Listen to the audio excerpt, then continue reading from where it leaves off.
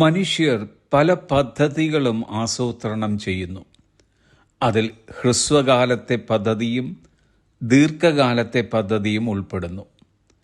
തങ്ങളുടെ സമ്പാദ്യത്തിൻ്റെയും പദവിയുടെയും കഴിവിൻ്റെയും സ്വാധീനത്തിൻ്റെയും അടിസ്ഥാനത്തിലാണ് മിക്ക പേരും പദ്ധതികൾ തയ്യാറാക്കുന്നത്. ദൈവമക്കളെന്ന് പറയുന്നവരിൽ ചിലരെങ്കിലും ഇങ്ങനെയൊക്കെ കാര്യങ്ങൾ ആസൂത്രണം ചെയ്യുന്നവരാണ്.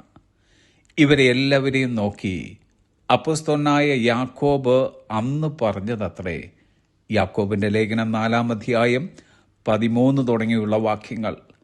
ഇന്നോ നാളെയോ ഞങ്ങൾ ഇന്ന പട്ടണത്തിൽ പോയി അവിടെ ഒരാണ്ട് കഴിച്ച് വ്യാപാരം ചെയ്ത് ലാഭമുണ്ടാക്കും എന്ന് പറയുന്നവരെ കേൾപ്പീൻ.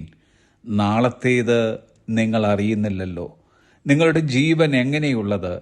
അല്പനേരത്തേക്ക് കാണുന്നതും പിന്നെ മറഞ്ഞു പോകുന്നതുമായ ആവിയല്ലോ. ഒരാണ്ടത്തേക്ക് പോയിട്ട് നാളത്തെ കാര്യം തന്നെ ഗ്യാരണ്ടീഡ് അല്ല. കാരണം മനുഷ്യ ജീവിതം ഒരു ആവി പോലെയാണ്. ആവി കാണാനും അനുഭവിക്കാനും കഴിയും, പക്ഷെ അതൊരിക്കലും നിലനിൽക്കില്ല. അത് അല്പനേരത്തേക്ക് കാണുന്നതും പിന്നെ മറഞ്ഞു പോകുന്നതുമാണ്. നമ്മുടെ അഭിലാഷങ്ങൾ, പദ്ധതികൾ, പ്രശ്നങ്ങൾ പോലും താൽക്കാലികമാണ്. ഈ ദുർബലത ഒരു ദൈവപൈതലിൻ്റെ ജീവിതത്തെ അർത്ഥശൂന്യമാക്കുന്നില്ല. അത് ഓരോ നിമിഷത്തെയും പവിത്രമാക്കുകയാണ്. ദൈവമക്കൾക്ക് നാളുകളേക്കാൾ ഇന്ന് പ്രധാനപ്പെട്ടതായിരിക്കണം. ഇന്ന് എന്ന ദിവസം ദൈവത്തിൻ്റെ ദാനമാണ്.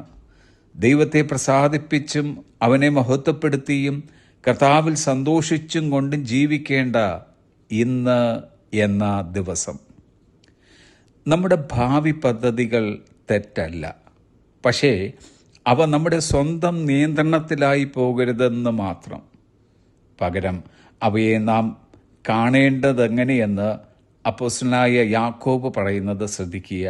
വാക്യം 15. കർത്താവിന് ഇഷ്ടമുണ്ടെങ്കിൽ ഞങ്ങൾ ജീവിച്ചിരുന്ന് ഇന്നിന്നത് ചെയ്യും എന്നല്ലയോ പറയേണ്ടത്. നമ്മുടെ ഓരോരുത്തരുടെയും ജീവിതത്തിൻ്റെ ദൈർഘ്യം നിർണയിക്കുന്നത് കർത്താവിൻ്റെ ഇഷ്ടമാണ്.